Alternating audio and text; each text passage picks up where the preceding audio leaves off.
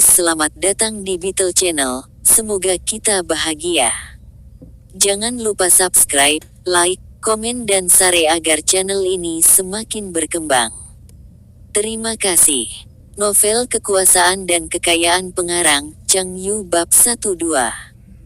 Ringkasan, sebuah kecelakaan membuatnya memiliki kemampuan khusus untuk memutar kembali waktu hingga 1 menit. Ketika dia mengatakan hal yang salah di depan pemimpinnya, dia dapat kembali ke 1 menit sebelumnya untuk memperbaiki apa yang dia katakan. Selama perjudian batu giok dan tidak ada batu giok di dalamnya, dia memutar waktu untuk mengambil batu lain.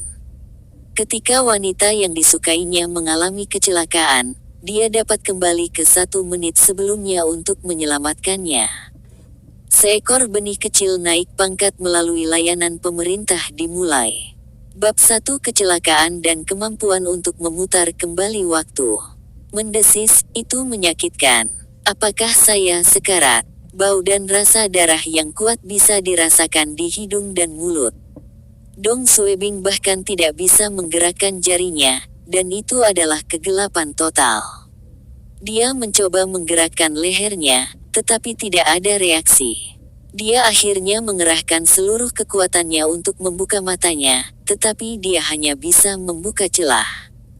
Dia bisa melihat pandangan kabur dari truk sampah yang kelebihan muatan. Di sampingnya, ada seorang lelaki tua berusia 70-an atau 80-an dan seorang wanita cantik berusia akhir 20-an terbaring di genangan darah tak bergerak. Ada kerumunan penonton. Dari gerakan mulutnya, mereka tampak meneriakkan sesuatu. Namun, Dong Suebing tidak bisa mendengar apa-apa. Orang tua itu sudah mati. Bibi Suan sudah mati. Dia terluka parah. Kemungkinan besar dia tidak akan berhasil. Melihat wajah cantik wanita yang diam-diam dia kagumi, Kuyun Suan, Dong Suebing merasa jantungnya ditusuk pisau. Tetangga Kuyun Suan adalah wanita yang baik. Sebelumnya di persimpangan lalu lintas, dia melihat lelaki tua itu mengalami kesulitan berjalan dan menawarkan bantuannya untuk membantunya menyeberang jalan. Meskipun lampu lalu lintas mendukung mereka, sebuah truk datang dengan kecepatan tinggi ke arah mereka. Pengemudi mungkin mabuk atau tertidur di belakang kemudi. Dong Suebing, yang agak jauh melihat bahaya dan berlari ke arah Kuyun Suan. Dia ingin mendorongnya keluar dari truk. Tapi dia terlambat, dan dia juga tertabrak truk. Penyesalan. Dong Suebing tidak pernah menyesali begitu banyak dalam hidupnya. Jika Dong Suebing melihat truk yang tidak terkendali sebelumnya dan bergegas keluar untuk menyelamatkan mereka, mereka bertiga tidak perlu mati. Tapi sekarang, sudah terlambat. Dong Suebing bisa merasakan kelopak matanya semakin berat. Dia tidak tahan lagi melihat tubuh yang bengkok atau Kuyun Suan dan lelaki tua itu. Dia menutup matanya dan menunggu waktunya tiba. Kabum. Terdengar suara petir yang keras. Itu sangat keras sehingga bisa menghancurkan jiwa seseorang. Saat berikutnya, Dong Suebing merasa penglihatannya kabur, dan dia merasa melompat keluar dari kegelapan. Dong Suebing bisa merasakan kekuatan, pendengaran, dan penglihatannya kembali padanya. Dia dalam keadaan linglung dan melihat sekelilingnya. Dia memperhatikan bahwa dia baik-baik saja dan berdiri di depan persimpangan lalu lintas. Di sekelilingnya ada lalu lintas di Beijing. Mobil, taksi, dan van melaju melewatinya. Di bawah penerangan remang-remang lampu jalan, orang-orang berjalan seolah tidak terjadi apa-apa. Tuan, izinkan saya membantu Anda menyeberang jalan. Tidak apa-apa. Terima kasih, Nona muda. Saya sendiri baik-baik saja. Saya hanya tinggal di seberang, dan itu tidak merepotkan. Ayo, biarkan aku membantumu. Dong Suebing berbalik ke arah suara itu dengan kaget. Kuyun Suan yang tersenyum berada di penyeberangan pejalan kaki tidak jauh. Dia juga melihat Dong Suebing dan berkata, "Xiao Bing, kamu kembali. Apakah kamu keluar dengan teman-temanmu?" Orang di sampingnya adalah lelaki tua yang baru saja meninggal. Orang tua itu juga memandang Dong Suebing dan terbatuk. Ah, ya, aku kembali. Dong Suebing melihat sekelilingnya dan menjawab tanpa sadar. Dia masih mencoba mencari tahu apa yang terjadi. Apa yang terjadi? Aku tidak mati. Bibi Suan tidak mati. Orang tua itu juga tidak mati. Dong Suebing perlahan mengangkat tangannya dan membuka telapak tangannya. Dia mengepalkan tinjunya dan kemudian membukanya lagi. Tidak ada darah atau luka. Apakah dia sedang bermimpi? Tidak ada kecelakaan. Semuanya hanya halusinasi. Lampu lalu lintas berubah dari merah menjadi kuning, lalu lampu lalu lintas di seberang jalan berubah menjadi hijau dan menunjukkan pria pejalan kaki hijau.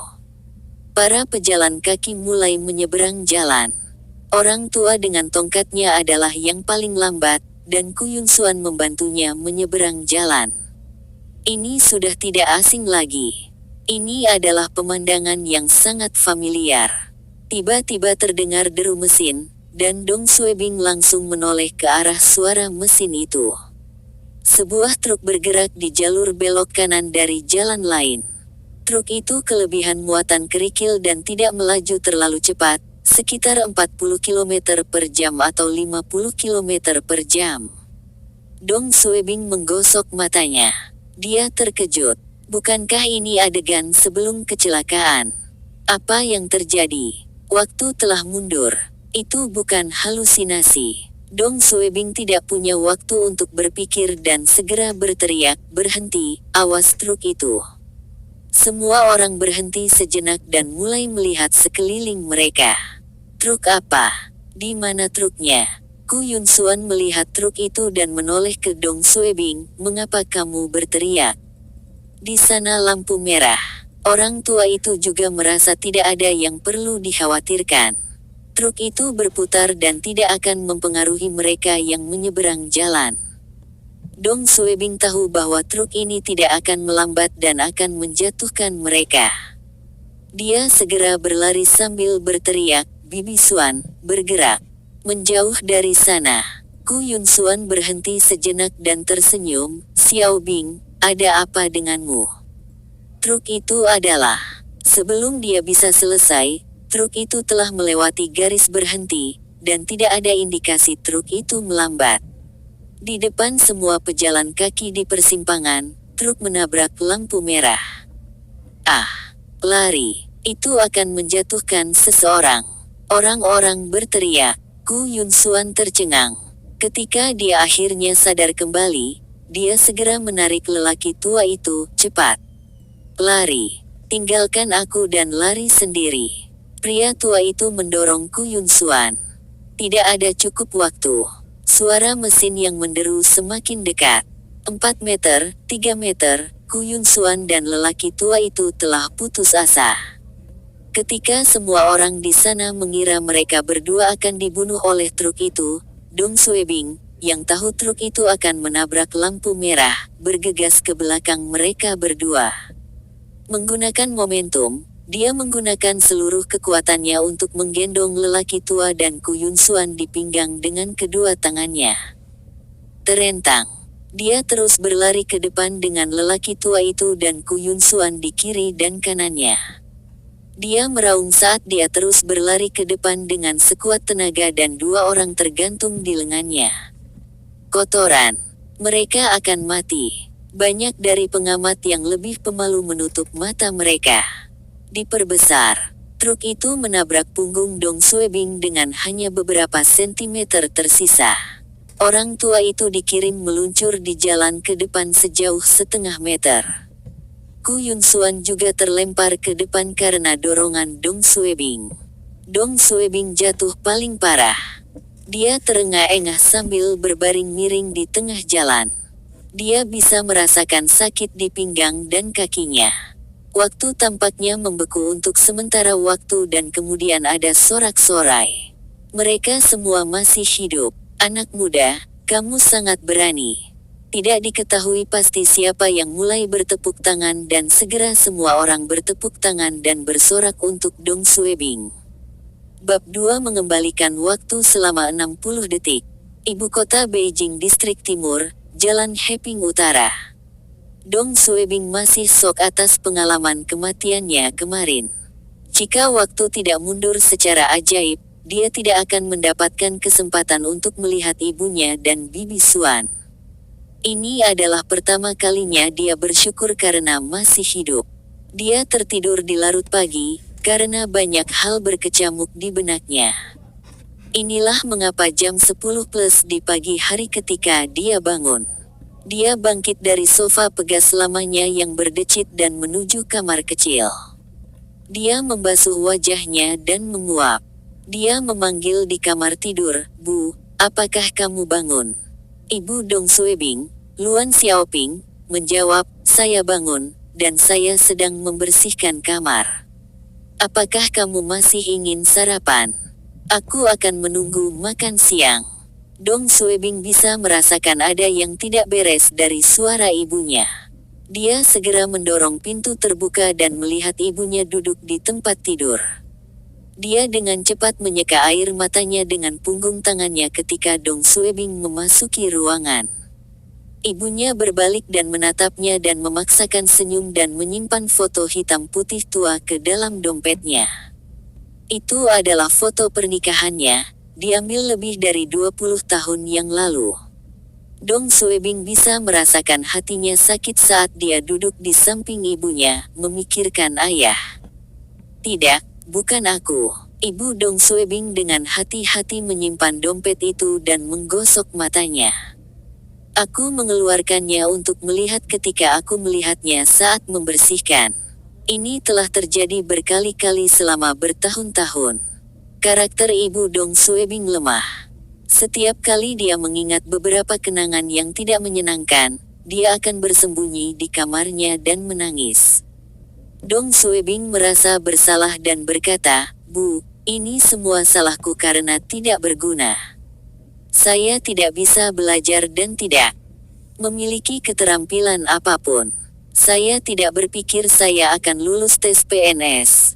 Yang bisa saya lakukan hanyalah bekerja paruh waktu di pasar barang antik Panjiayuan selama liburan saya. Jika saya sedikit lebih mampu, saya mungkin telah mengumpulkan cukup banyak tagihan medis untuk ayah, dan dia mungkin masih ada." Ibunya menepuk kakinya, "Berhenti bicara omong kosong. Saya tahu putra saya adalah yang paling cakap dan dia akan menjadi pejabat tinggi pemerintah di masa depan." Dong Suebing menggerakkan bibirnya tetapi tidak mengatakan apa-apa. Ibunya tersenyum dan menyentuh tangannya, "Jangan terlalu banyak berpikir. Aku akan membuatkanmu makan siang yang enak nanti. Sepiring daging babi tumis bawang putih, sepiring kubis kukus dan setengah panci bubur." Ini dianggap sebagai makanan mewah di rumah tangga Dong Suebing. Biasanya, ketika dia sendirian di rumah, dia tidak tega memakan hidangan seperti itu. Dia hanya akan memasak nasi dan menggoreng beberapa sayuran dan memakannya untuk makan siang dan makan malam. Bukan karena Dong Suebing hemat. Itu karena keluarganya sangat miskin. Dong Suebing berusia 23 tahun dan sudah lulus. Dia memiliki penampilan dan tinggi rata-rata. Segala sesuatu tentang dia biasa-biasa saja. Tabungan di rumah tidak lebih dari 5 angka. Selama tahun ketika ayah Dong Suebing dirawat di rumah sakit, mereka telah menghabiskan semua tabungan mereka. Pada akhirnya, mereka bahkan harus menjual rumah mereka. Apartemen satu kamar yang mereka tinggali disewa. Setelah ayahnya meninggal, ibunya kehilangan pekerjaannya karena terlalu banyak mengambil cuti. Biaya hidup di Beijing terlalu tinggi, dan ibunya kembali ke kampung halamannya di pedesaan untuk bekerja sebagai guru. Di sana, dia mencoba yang terbaik untuk mendapatkan cukup uang untuk biaya Universitas Dong Suebing. Dia hanya akan kembali ke Beijing untuk bersama putranya selama 1 atau 2 bulan selama liburan sekolah. Semua biaya hidup, sewa, tagihan, tergantung pada gaji Ibu Dong Suebing yang menyedihkan, yang tidak cukup. Inilah sebabnya mengapa Dong Suebing mengambil pekerjaan paruh waktu sebagai kasir di supermarket atau pekerjaan sampingan di pasar barang antik selama liburan dan akhir pekannya. Selain biaya sekolahnya, dia membayar segala sesuatu yang lain. Dia bisa mencari nafkah sendiri tanpa meminta uang dari ibunya. Hidup itu sulit, tetapi 4 tahun telah berlalu dalam sekejap. Setelah makan siang, Ibu Dong Suebing menyimpan piring dan menonton beberapa acara hitam putih lama di TV. Dong Suebing kembali ke kamar tidur dan berbaring di sana menatap langit-langit dengan bingung. Sekarang, semua universitas di Beijing tidak lagi menyediakan pekerjaan bagi lulusannya. Dia baru saja lulus dari Beijing Union University. Apa yang akan dia lakukan jika dia gagal dalam ujian PNS? Seberapa bagusnya jika aku benar-benar memiliki kekuatan gaib. Tapi saya sudah mencoba berkali-kali tadi malam dan tidak berhasil sekalipun. Haruskah saya mencoba lagi? Pintu berderit dan terbuka. Ibu Dong Suebing masuk dan berkata dengan lembut, "Saya akan naik ke atas untuk berbicara dengan Nyonya Su. Saya mendengar bahwa putranya akan mengikuti tes PNS tahun ini di lokasi yang sama dengan Anda. Saya ingin melihat apakah dia dapat meminta putranya untuk membantu Anda dengan revisi Anda." Xiao Dong pandai dalam pelajarannya. Dong Suebing merasa tidak nyaman di dadanya dan menggumamkan jawaban. "Saya akan kembali nanti," dia berkata dan menutup pintu. Dong Suebing menggertakkan giginya dan menenangkan dirinya sebelum memulai eksperimennya. Kembali, mundur, mundur, kembali. Dong Suebing merasa tubuhnya bergerak, tetapi ketika dia melihat sekeliling, tidak ada perubahan. Baik, itu bukan kata-kata ajaib. Tepat ketika Dong Suebing akan mulai mengatakan beberapa kata acak, pintu kamar terbuka. Ibunya masuk dan menatapnya. "Saya akan naik ke atas untuk berbicara dengan Nyonya Su. Saya mendengar bahwa putranya akan mengikuti tes PNS tahun ini di lokasi yang sama dengan Anda. Saya ingin melihat apakah dia dapat meminta putranya untuk membantu Anda dengan revisi Anda." Xiao Dong pandai dalam pelajarannya. Dong Suebing tercengang dan berteriak, Itu adalah nada dan kata-kata yang persis sama. Inilah yang baru saja terjadi 50 hingga 60 detik yang lalu. Melihat reaksi putranya, dia berkata dengan lembut, "Ibu tahu bahwa kamu memiliki harga diri," tetapi putranya, Xiao Dong hampir mendapat nilai penuh untuk ujiannya tahun lalu. "Jika dia dapat membantu Anda dengan revisi Anda mungkin memiliki peluang lebih baik untuk lulus." Dong Suebing menjawab dengan linglung, "Bukan itu maksudku." Ibunya memandangnya dan berkata, "Kalau begitu aku akan pergi." Setelah ibunya pergi, Dong Suebing menamparkan dirinya sendiri. "Itu dia. Saya berhasil." Dong Suebing dengan cepat menekan kegembiraannya dan mengambil jam alarm kecil berwarna oranye dari rak. Dia menatap jarum jam dan mulai mengulangi kata-kata ajaib. Kembali, mundur, mundur, kembali. Dong Suebing terus melantunkan kata-kata ini dari sore hingga malam. Setelah makan malam, dia terus melantunkan kata-kata. Akhirnya pada pukul 12:2:28, ia berhasil memundurkan waktu dan kembali ke pukul 12:1:28. Tepatnya 1 menit. Tidak ada kata yang bisa menjelaskan kegembiraan yang dimiliki Dong Suebing. Dong Suebing tahu bahwa waktu pada jam alarm ini tidak akurat dan dia berlari untuk menyalakan TV 29 in yang lama. Sebuah program militer sedang berlangsung dan waktu ditunjukkan di sudut kanan atas. 23:59:19. Menyalakan TV akan memakan waktu sekitar 19 detik. Itu berarti ketika Dong Suebing menggunakan kembali barusan, itu tepat tengah malam. Dia berkedip dan membuat hipotesis yang berani. Kembali ini akan diriset pada tengah malam, dan dia hanya bisa menggunakannya sekali sehari. Ketika dia menggunakannya, waktu akan kembali ke 60 detik sebelumnya. Ya Tuhan, jika ini memang nyata, keberuntungan wanita telah tersenyum padanya. Bersambung, terima kasih telah menyaksikan dan mendukung channel ini.